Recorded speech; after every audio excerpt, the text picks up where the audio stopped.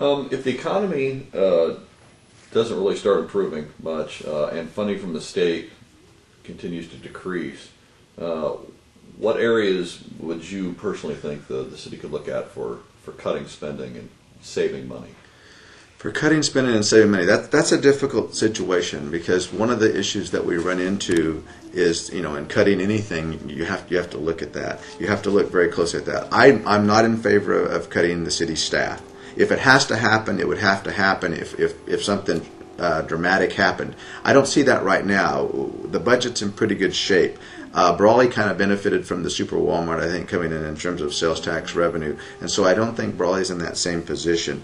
The thing that I would look at is any of the things that we're doing that might be certain services that we might have to cut back hours on, that we might have to do some things there in order. It may result in a decrease in services, although I would like to maintain a certain level. I think for a couple of years here we're not going to be able to increase services. I think what's going to happen is we're going to have to try to maintain the status quo. But in terms of cutting, there may be some areas that I can look at. One of the things that I'm going to look at for the city is applying for grants from the federal government, which I have some experience at by virtue of my work with the county. And what I would like to do is I'm not necessarily going to write the grants. I don't anticipate doing that, but I anticipate helping and assisting city staff in terms of that.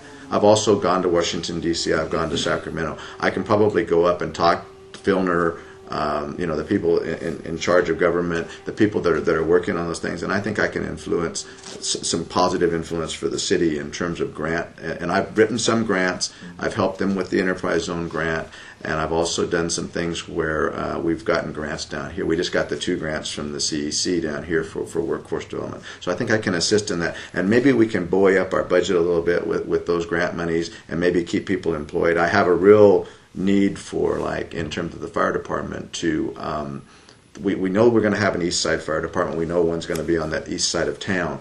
One of the things we're looking at, there's about $1.5 million available to the city right now. We anticipate needing an additional $1.5 million. That has to come from some form of grant or something, because it's not going to come out of the general fund. And so we're going to have to pursue that and look at that, and we may be able to get that. But in terms of cutting, I want to try to maintain the status quo. I don't really want to cut the city services.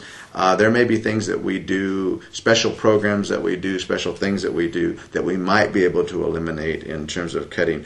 But I don't see a lot of, right now I don't see a lot of things being wasted at the city level, so I don't know what we'll look at. And I don't know enough about it right now, not being involved in it directly, as to what to really do, but I will take a look at everything, and everything is always considered. I mean, in any time you're going to do any kind of cuts. One thing I would like to do is kind of maintain the status quo on employees. Public safety is very, very important. We have to maintain that, and so we'll look at some of that.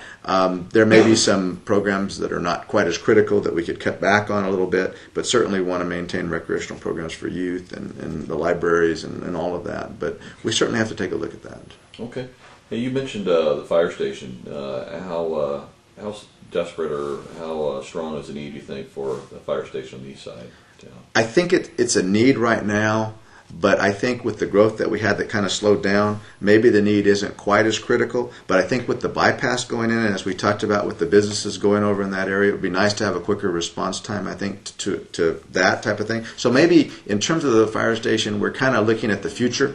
It's more of a future type planning thing. So I think we're going to get additional growth. I think people are going to start growing. I think the economy will recover. And so with that, I think we're going to get some growth on that, headed towards that east side corridor, San Diego State, all that type of stuff that's over there. I think there's a need for that, especially with the airport being over there, and if it's close located to the airport, I think that's an important thing for fire. Also, I think it's more of a future thing. In other words, we're looking at the future for that. It may not be quite as critical a need right now, but it will be a critical need, I think, 5 years from now or 7 years from now. So why not start now when it's probably cheaper to build and cheaper to put it in if we can get the grant money? Let's put it in now.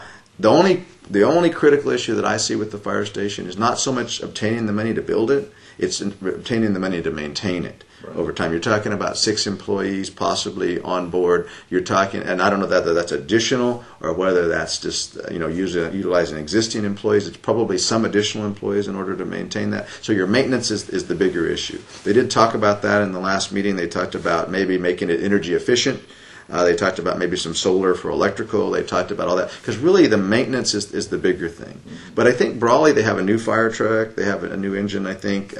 They have some new things going in, and so that's good. But when you're maintaining 2 fire departments, you have to kind of keep that in mind. I think one of the critical issues from the public idea was the trains. And I watched the train come through last night.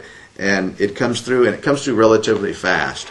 I don't know that there are times though when it's slower, when it might stop things. But I think more the bigger issue is having a fire station that can cover that area that we see the growth growing in with the bypass and everything. And I think I guess you're right. Well, water is another important issue in Brawley. And do you think it's important to have commercial accounts in the city have their water metered, all of them, like homes do?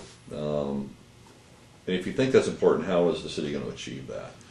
That's kind of a problem for them. I think it's important because you need to be fair to business. And I think there are some businesses that use a lot of water. There are some businesses that don't use a lot of water. And to be fair, I think you need the metering. The issue is a business willing to pay for the metering on their own, reimburse the city for that, or does the city have to go in and do that? Now, they metered all the residences. And then they found out that there was more conservation than what they had thought. They're going to run into that with business too. As you meter businesses, they're going to use less water. Right. It's just a matter, and then less revenue is created, so you run into problems with that. I think it's important that we do that from a fairness aspect, and because it will give us a clearer picture as to who's utilizing the most water and who's not utilizing the most water. We may have an idea, but without the meters, you really can't check that. I think there may be some grants out there that we could get to meter the water, especially with this new conservation stuff going on. So there may be something we could do. It might be nice if the IID would look at something like that, like where if we were going to save water for their purposes, and then maybe it's a water transfer issue, maybe it's not. I don't know how much water that would truly save. I think the bigger issue over there is the beef plant and the amount of water that they utilize. They use 25% of the capacity of our water plant right now. Okay, 25% goes to the beef plant. They started out using 600,000 gallons a day. They use 2 million now. They want to use, I think, additional. There's talk of expansion, and they want to use 2.5 million gallons. That does impact our water plant because once we reach an 80% level on usage, they say you need to start considering a new water plant. Well, I don't think Brawley can afford a new water plant. So what we have to do is look at some conservation measures, get that down a little bit, and maybe talk to the beef plant about less usage or more conservation of water in that respect. And then that impacts our wastewater.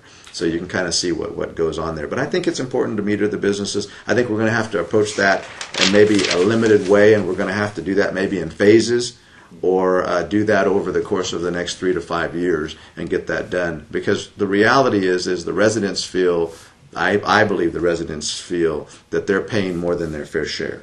And we need to get those rates down, and or at least we need to stabilize them, and we need to make sure that that's done. But I don't see any reason why it's fair to the residents to meter them and not meter the business. And I think it's not fair to all the businesses to not be metered because of that excess usage. Sure. Okay.